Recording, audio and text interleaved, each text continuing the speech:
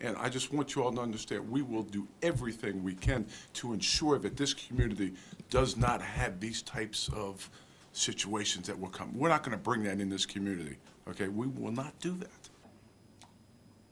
I think I find it really frustrating that we're still holding up these celebrities as, you know, oh, they're working on things, things are getting better. But we don't know what she's going through.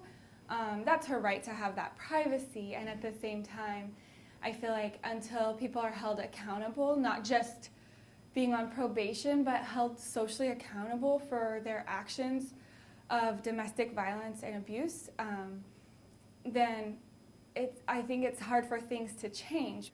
Domestic violence doesn't happen, oh, one day our relationship is perfectly healthy and then the next day they're assaulting the other person.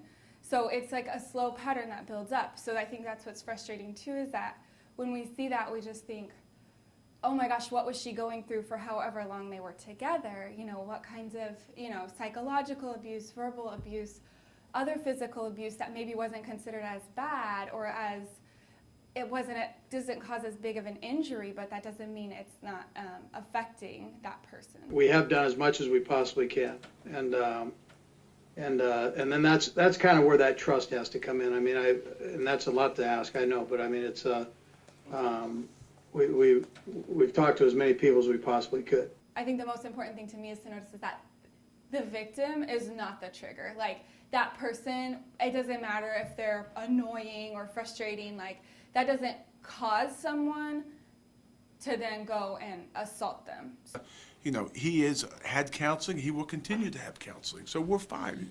Domestic violence is a pattern, a series of events. It's not one event where it's just, oh, that person got strangled one day by their partner, who's usually totally nice to them. Like, that's probably not the case. Even if that might be what it looks like from the outside, there's so much that we don't see of what goes on behind closed doors and what kind of psychological, verbal, or emotional abuse might be happening. So I think it's important to recognize that, because before we say, like, oh, can't we move on? Can't we just forgive that guy? Like, he lashed out, what's the big deal? Is that person probably has dealt with a lot more than just that one incident.